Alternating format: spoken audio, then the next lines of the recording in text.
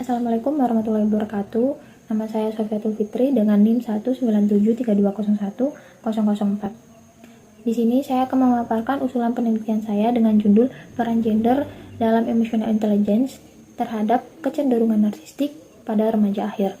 Fenomena kepribadian narsistik ini bukan lagi hal yang asing di telinga kita. Sebenarnya, narsistik ini adalah suatu bentuk pengekspresian diri terhadap sesuatu yang amat disukai oleh diri sendiri. Kepribadian narsistik di sini bisa saja dialami oleh kalangan remaja maupun hingga dewasa, baik oleh perempuan maupun laki-laki. Remaja di sini mengacu pada Santrok dengan rentan usia 18 sampai 22 tahun. Pada masa remaja, mereka mendapatkan kebebasan dalam pengembangan pola pikir, sosial, dan pengekspresian dalam suatu perilaku sehingga sangat rentan mengembangkan kecenderungan narsistik. Kepribadian narsistik ini cenderung sulit menyesuaikan diri terhadap lingkungan sosialnya karena lebih mementingkan kepentingan diri daripada lingkungan sekitarnya dan sendiri yang superior dan amat penting. Menganggap diri sendiri sebagai pribadi yang sangat pandai, paling hebat, paling berkuasa, paling bagus, dan paling segalanya.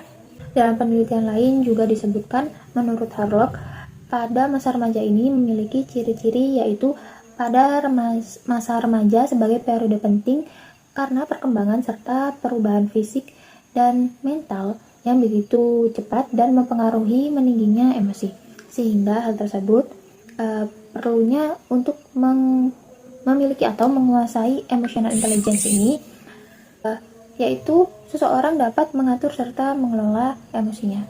Yang dimaksud emotional intelligence atau kecerdasan emosi.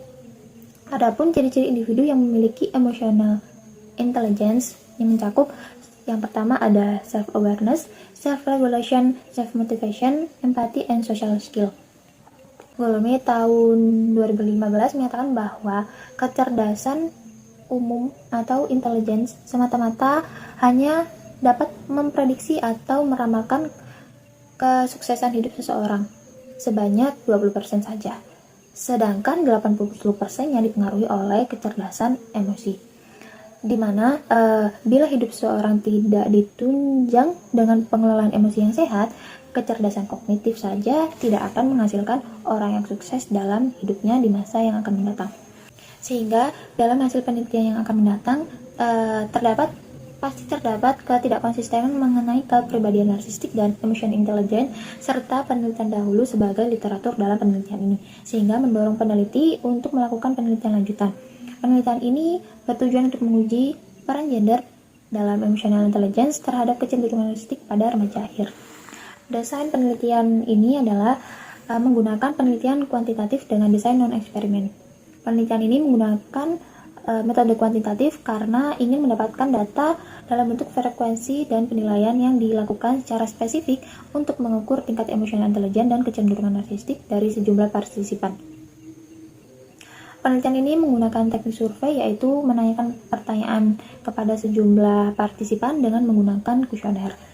Dalam teknik pengambilan partisipan di sini menggunakan purposive sampling, di mana teknik tersebut digunakan membutuhkan sampel yang spesifik menurut Elia Angel tahun 2022 seperti jenis kelamin, usia antara 18 hingga 22 tahun. Subjek dalam penelitian ini adalah pelajar atau mahasiswa semester awal.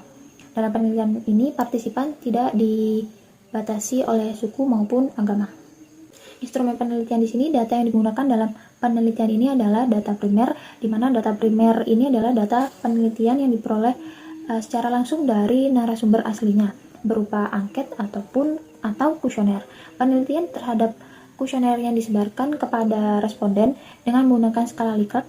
Alasan penelitian menggunakan skala Likert untuk memudahkan penelitian dalam mengukur kesetujuan dan ketidaksetujuan responden terhadap suatu objek.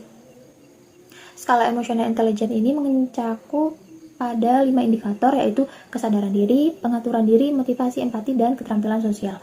Instrumen kecerdasan emotional intelligence ini yang dikemukakan oleh Golomé pada 2001 dan dikembangkan oleh Dumaris tahun 2022 Uji validitas dan reliabilitas ini dilakukan dengan menggunakan korelasi bivarian antara masing-masing skor indikator dengan total skor konstruk. Hasil penguji validitas ini menggunakan SPSS dengan versi terbaru yaitu 28.0.1. Uji hipotesis juga dilakukan dengan analisis correlation product moment dengan t-test2 independent sampling dengan software analisis statistika yang sama dilakukan dengan menggunakan SPSS versi terbaru. Sekian pemaparan usulan penelitian saya. Wassalamualaikum warahmatullahi wabarakatuh.